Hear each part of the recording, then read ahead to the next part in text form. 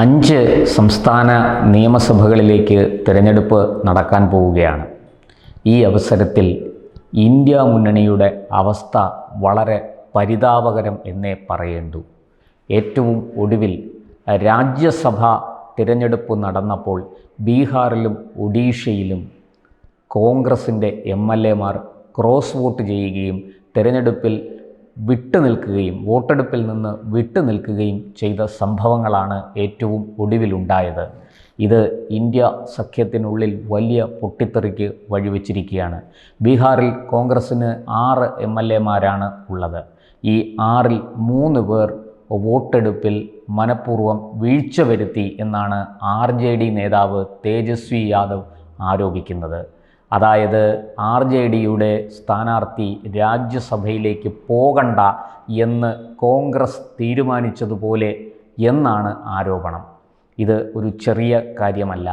കോൺഗ്രസിൻ്റെ 6 MLAമാർക്കും വോട്ട് RJDയുടെ സ്ഥാനാർത്ഥിക്ക് ചെയ്യേണ്ടതായിരുന്നു. അതാണ് ധാരണ. ആ ധാരണ അവർ തെറ്റിച്ചു. ഒഡീഷയിലാകട്ടെ വളരെ കൃത്യമായി അവർ അവിടെ പട്നായിക്കുമായിട്ട് കോൺഗ്രസ് ഒരു ധാരണയുണ്ടാക്കാൻ ശ്രമിക്കുന്നു, അല്ലെങ്കിൽ അങ്ങനെ ധാരണയുണ്ടാക്കാനുള്ള ചർച്ചകൾ നടക്കുന്നു എന്ന സ്ഥിതിവിശേഷമുണ്ട്.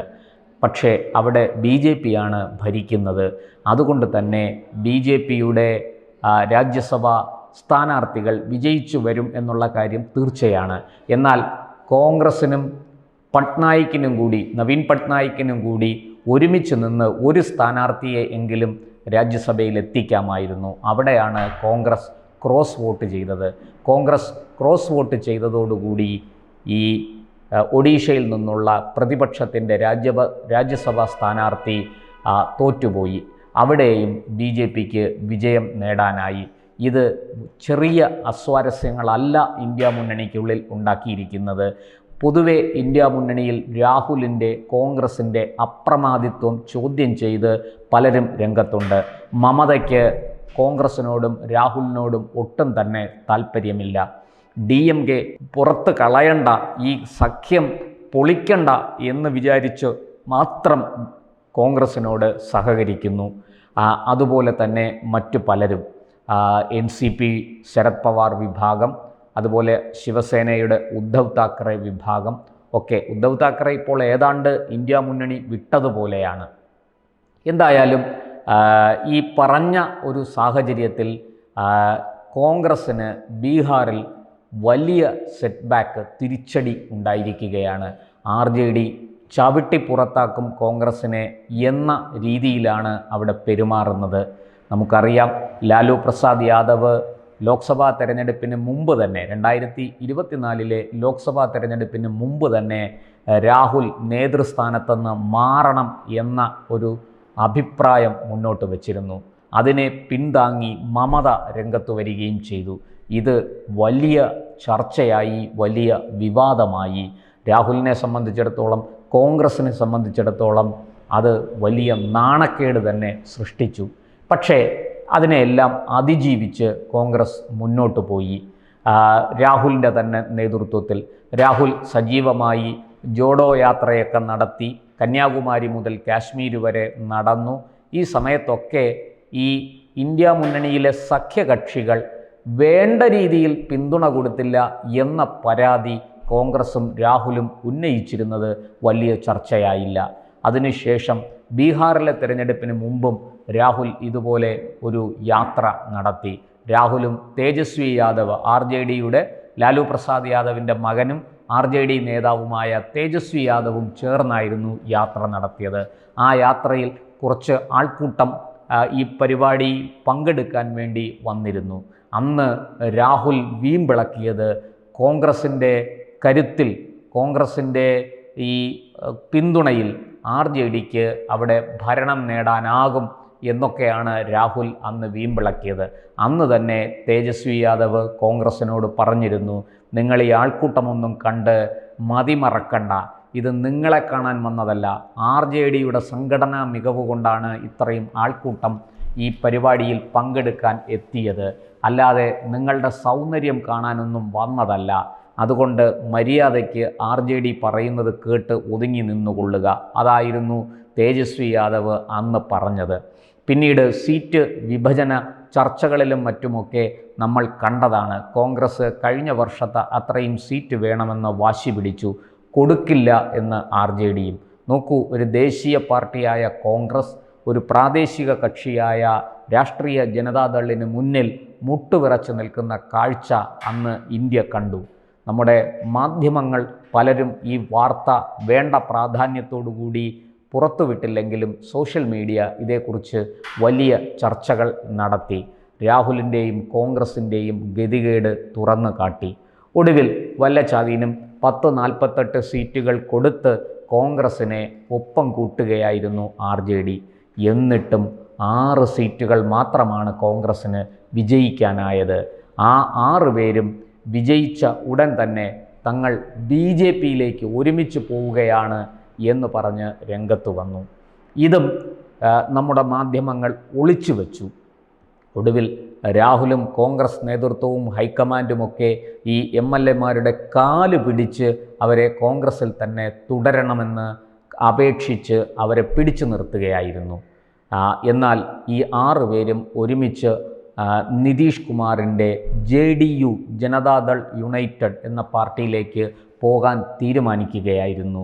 പക്ഷേ അവിടെയും കോൺഗ്രസ് പതിവ് പോലെ രാഹുലും ഹൈക്കമാൻഡും ഈ 6 MLAമാരുടെയും കയ്യും കാലും തിരുമി അവരെ കോൺഗ്രസിൽ തന്നെ നിർത്താൻ പരിശ്രമിച്ചു.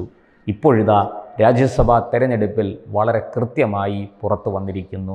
5 സ്ഥാനാർത്ഥികളെയാണ് BJPക്ക് അല്ലെങ്കിൽ NDA സഖ്യത്തിന് വിജയിപ്പിച്ച് രാജ്യസഭയിലേക്ക് അയക്കാൻ കഴിഞ്ഞത്.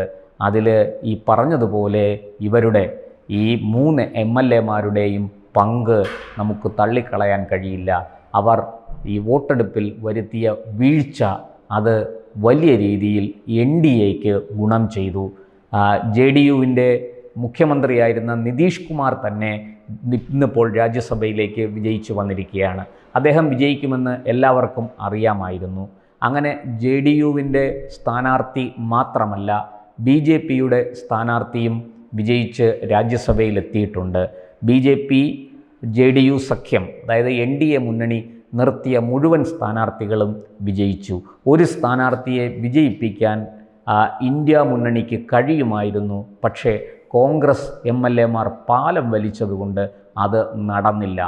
അത്യധികം ക്രുദ്ധനായി തേജസ്വി യാദവ് കോൺഗ്രസിനെ അതിരൂക്ഷമായി ആക്രമിക്കുകയായിരുന്നു ഈ സംഭവത്തെ തുടർന്ന്. അതായത് RJDയുടെ പ്രതിനിധി രാജ്യസഭയിൽ വേണ്ട എന്ന് കോൺഗ്രസ് തീരുമാനിച്ചിരിക്കുകയാണ് എന്ന് അദ്ദേഹം കുറ്റപ്പെടുത്തി. ലാലു ഇക്കാര്യത്തിൽ ഇതുവരെ ഒന്നും മിണ്ടിയിട്ടില്ല. ലാലു ഇതേക്കുറിച്ചിനി എന്താണ് പറയുന്നതെന്ന് കേൾക്കാൻ മാധ്യമലോകം കാത്തിരിക്കുകയാണ്. ബീഹാറിൽ ഒരു വലിയ പൊട്ടിത്തെറിക്ക് കളമൊരുങ്ങിയിരിക്കുകയാണ്. ഇന്ത്യ മുന്നണി ഈ പൊട്ടിത്തെറിയോടുകൂടി ശിഥിലമാകുമോ, കോൺഗ്രസിനെ RJD മൊഴി ചൊല്ലുമോ എന്ന ചോദ്യമാണ് ഇപ്പോൾ ഉയരുന്നത്.